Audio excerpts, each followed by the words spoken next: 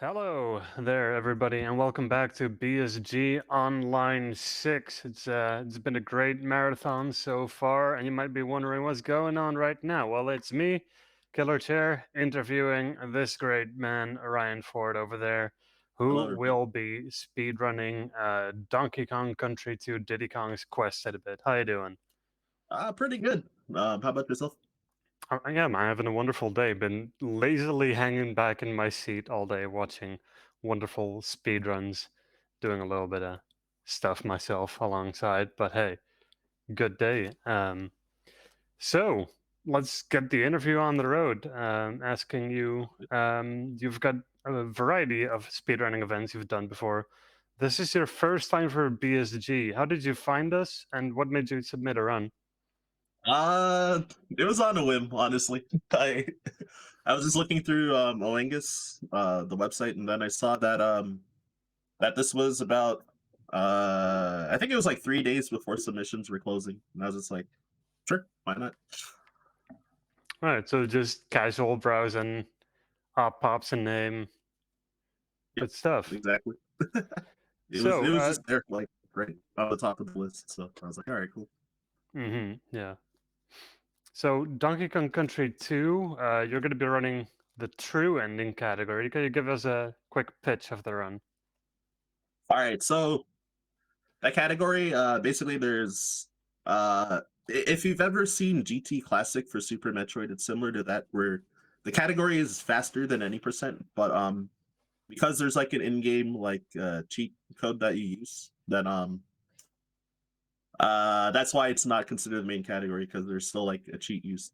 So basically, you get all the Creme Coin cheat that we use gets all 75 Creme Coins without having to do all the bonuses like in 102%. And with that, you get access to the Lost World levels, which you normally need to pay Creme Coins to do. So you get to do all those levels, and then after you beat them, you fight Captain K. Rule. Like it's technically supposed to be the second fight, even though it's the only time that you fight him in true ending category, which gives you the true ending. So, you've like run a variety of categories of the game, I believe. Is Yeah, this sir. your favorite? Uh, 90% still my favorite though. Any percent? It's classic, good old running through, beating final things. Yeah, Very one good. 102% is also really good. It's long, but like uh, it's it's hard on execution because it's long. Right. But I enjoy that though, actually. Awesome. So, what are some of the best tricks and glitches in the game? Or, Ooh, yeah. Ooh, that's a tough one. I thought about it a little earlier too, but so the most noticeable or noticeably weird trick that we'll probably see in the run is doing wrong warps with invisible objects. Not only wrong warps, but also like manipulating objects around with the invisible object. I'll definitely explain more about it in the run, but it looks like I'm doing very very random stuff, so it can be confusing. But I'll definitely explain it in the run.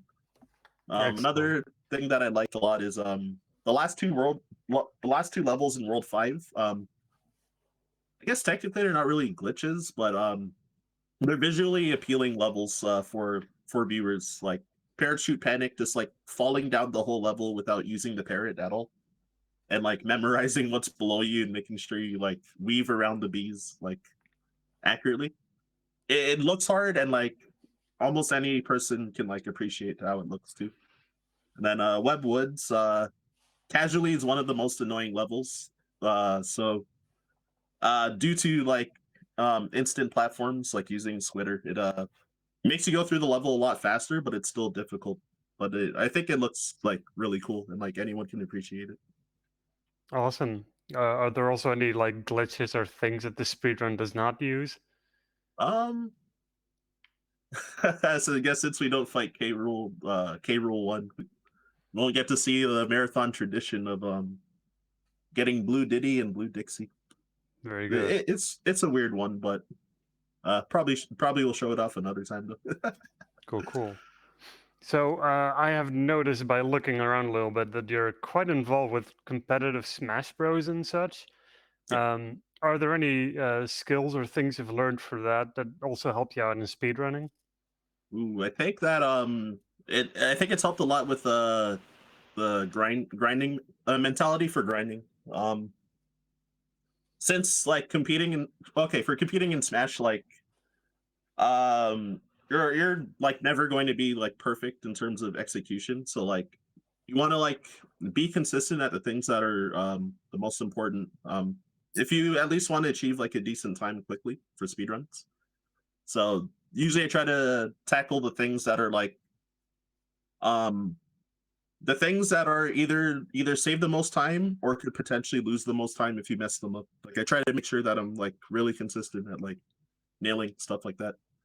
And then try to work on like the smaller things afterwards to try and like, you know, get better and try to get closer to like top level. Very good, cool. So have you considered speedrunning anything along lines of Smash Bros? No. Not at all. I casually done the break the targets speed Hmm. runs, but like all the strats that I used were from I did that back when I was like 15 or 16 years old. So the strats are from like 2005, 2006. So there's been a lot of like updated strats on those. Like maybe I'll revisit like break the targets, but probably like nothing else for Would you say speedrunning in that's a Smash. whole different way of approaching the game as well? It is, it is, it Yeah, is. Yeah, cool. they're all short, so like you definitely reset a lot when doing them, but I'm still used to that with like some of the shorter speedruns that I do anyway. Hmm. Might be fun to poke at every now and then, but not like as a big thing. Yeah, I'm not gonna go for like world record times, like for Right. sure, at least. Cool. So you also have a variety of speedruns. Like it's quite a diverse set of games I've noticed, among which Link's Awakening and Super Mario RPG. Uh, what's the reasoning behind so many different games? A lot of the games were some of my favorites growing up, except for Gimmick. I actually just learned that game because I was impressed with watching Cypher's run from crap, I forgot which GDQ it was. I think it was AGDQ 2013. I think so. Then I tried to learn the run like back then, but there wasn't any like guides for it. And I also like hated playing on emulator as well because it's hard to get an actual copy of that game. It's like $1,000 for like the for like a real copy of the game, so it's like hard. But Mario RPG was the first game that I learned, and I have to give big thanks to Pidge. She's pretty well known like among speedrunners, but I know her from the Smash Bros community. Like I've known her since like 2010, I think. And yeah, she saw I was streaming like a casual playthrough of Mario RPG in like early 2018, and she was like, "Hey, yo, I can teach you how to speedrun the game. It's not that hard to learn." And then at the time I was sponsored for Smash Bros Melee, but like a month later my the team I was with, they went bankrupt though, so I wasn't sponsored anymore. So I wasn't traveling that much. And so I took Pidge up on her offer like during that summer. And she lives like 20-minute drive from where I live. So I went to her place a few times to sit down and like have her teach me like how to go through the route for Mario RPG. Like she played on like a TV that was above my TV, and then she'd be like, "All right, try to like copy this movement," and she would like explain like what she was doing and like things to like watch out for like mistakes and stuff. So she gave me like a huge info dump and also like a visual to learn from.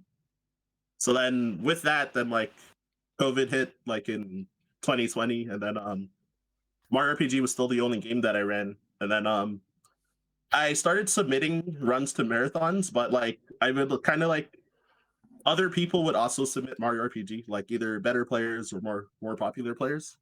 So usually like they would get like picked over me. So I was like, well, I'm already interested in learning other games. So then I learned Gimmick right after that, and then learned Link's Awakening DX because a runner in the community. We were watching a Mega Man Battle Network speedrunner named Oh, very Rish, cool. and and then that person Matt, who's from the Link's Awakening community, he was like, "Yeah, there's a tournament coming up in about 3 weeks for 100% no wrong work, no out of bounds."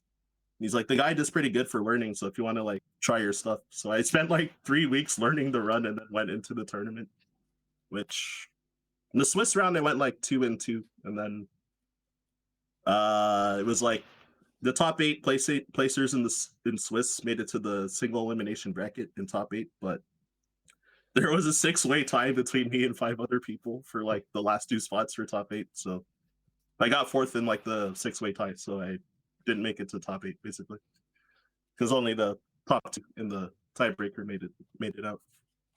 So did not too bad for like 3 weeks of grinding and then grinding during the tournament. So yeah, I had a lot of fun doing that. So then I was like, all right, I'll tackle some harder games like Donkey Kong Country and Metroid Zero Mission as well. Yeah. And I started those both like February and March this year. So I'm like pretty new to both games. But I feel my rate of improvement is like pretty good for most games. So I've been like improving like pretty quick in like all of them. Awesome. So, Anyways, yeah, I yeah, was rambling too much there. no problem. A lot of information, a lot to say. It's good stuff. So, final question: any new runs in the works since you've already been picking up so much? All right, so a friend of mine, Sean Cass, he was actually teaching me Super Metroid, the old route, which I've learned about like uh a little over a third of the run so far. So haven't finished yet because that game is like brutal on my hands, so I like took a break from it.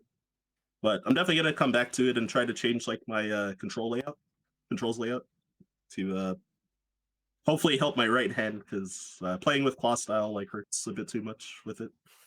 And I also learned like half of Metroid Zero Mission 100% so far. So that'll be in the works. And I'm planning to learn Luigi's Mansion 100% after that. Oh, excellent. All right, cool. That's about all the time we have. Mhm. Thanks for joining me for this. I very much am looking forward to your run. Any last words to the chat? Yeah, so I hope everybody enjoys and also yeah, keep supporting the marathon. Yeah, some of the runs have been looking good so far. Like it's hard to miss the ESA like on Twitch because it's like near the top for me.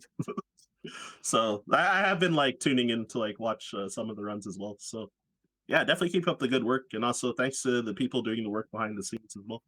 And thanks for having me too. Cool, cool. Cheers. All right, catch you later.